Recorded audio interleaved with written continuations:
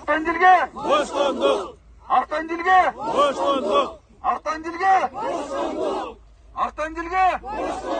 Согласно Уголовному кодексу, организация массовых беспорядков или призывы к организации и проведению, подготовка массовых беспорядков, оно обязательно должно сопровождаться с насильственными действиями, с незаконными действиями.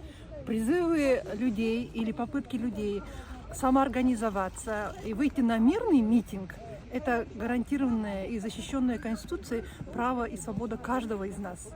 Во Всеобщей декларации прав человека, в Международном пакте о гражданских и политических правах и во многих других международных документах, так же как в Конституции, и эти обязательства Кыргызстан взял на себя, четко написано, что мирные собрания – это право каждого гражданина. А сейчас мы видим, что правоохранительные органы, на свой взгляд, применяют двойные стандарты, закрывают любого человека, который даже в соцсетях говорит о том, что надо выйти, организовать мирный митинг, надо выразить свое мнение. Автандил просто всех призвал выйти и сказать «нет» изменению флага.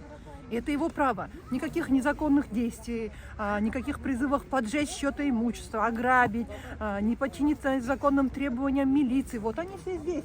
Никто у нас никаких требований не выставил, правоохранители, все мирно проводят. И за организацию и за призыв нас всех собраться сегодня на мирное собрание Автандила закрыли. Я считаю, что правоохранительные органы уже злоупотребляют властью, и лишь бы подавить активистов, лишь бы подавить общественные дискуссии против изменения флага, против происходящих процессов, квалифицируют любое слово, побуждающее провести мирный митинг или собраться, квалифицируют как массовые беспорядки. Это не нарушение Конституции.